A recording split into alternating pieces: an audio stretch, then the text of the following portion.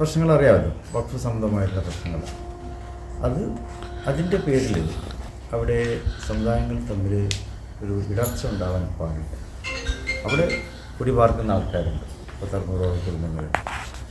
അവർ ഒരു സുപ്രഭാതത്തിൽ അവരവിടെ നിന്ന് ഇറങ്ങിപ്പോകണം എന്നൊക്കെ പറയുമ്പോൾ ഉണ്ടാകുന്ന മനുഷ്യത്വപരമായിട്ടുള്ള ഒരു സമീപനമാണ് ആവശ്യമായിട്ടുള്ളത്. അതെന്താണോ ചെയ്യാൻ പറ്റുക, അതിനു വേണ്ടിയാണ് ഞങ്ങളൊക്കെ ശ്രമിക്കുന്നത്. പിന്നെ ഇവിടെ കോടതിയുണ്ട്, സർക്കാരുണ്ട്.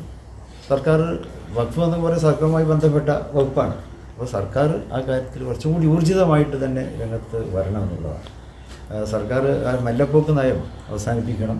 അവിടുത്തെ അതെ, കാരണം അവിടുത്തെ ആളുകളുടെ ആശങ്ക പരിഹരിക്കുക എന്നുള്ളതാണ് ആദ്യമായിട്ട് വേണ്ടത്.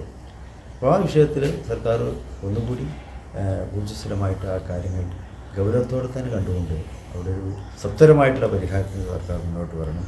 അതൊക്കെ തന്നെയാണ് ഞങ്ങളുടെ എല്ലാവരുടെയും അഭിപ്രായങ്ങൾ. തന്നെ ഈ മുസ്ലിം കോർഡിനേഷൻ കമ്മിറ്റിയിലൊക്കെ യോഗം ചേർന്നിട്ടുണ്ടായിരുന്നു നമ്മുടെ വിഷയത്തിൽ. അന്നൊക്കെ സർക്കാരിനടുത്ത് പെട്ടെന്ന് ഈ വിഷയം തന്നെ വേഗത്തിലൊരു നടപടി വേണമെന്നായിരുന്നു പറഞ്ഞിട്ടുണ്ടായിരുന്നു. പക്ഷേ ഇപ്പോഴും മെല്ലെപ്പോക്ക് തന്നെയാണ്. എന്താണ് ഇനി അതിലെന്താണ് ഇനിയിപ്പം? അതാണ് സർക്കാരാണ് പറയേണ്ടത്. മുസ്ലിം കോർഡിനേഷൻ പിന്നെ മീറ്റിംഗ് ചേർന്നപ്പോൾ അവരെല്ലാവരും ഒറ്റക്കെട്ടായിട്ട് പറഞ്ഞു, അവിടെ താമസിക്കുന്ന ആളുകളെ കുടിവെപ്പിച്ചുകൊണ്ടുള്ള ഒരു തീരുമാനത്തിലേക്ക് അതൊന്നും ഞങ്ങൾക്ക് അംഗീകരിക്കാൻ പറ്റില്ല. അതല്ലാത്ത രീതിയിലുള്ള പരിഹാരത്തിന് അതിന് സർക്കാരിനെ സാധിക്കുള്ളൂ. സർക്കാർ അതിൽ ചെയ്യണമെന്ന് തന്നെയാണ് മുസ്ലിം സംഘടനകൾക്ക് ആവശ്യപ്പെടുന്നത്. സർക്കാരാണ് അത് തീരുമാനിക്കേണ്ടത്. സമാധാനം സ്ഥാപിക്കാനും ആശങ്കകൾ പരിഹരിക്കാനൊക്കെ സർക്കാർ ഒന്നുകൂടി താല്പര്യമെടുത്തുകൊണ്ട് പ്രവർത്തിക്കണമെന്നാണ് പറയുന്നത്.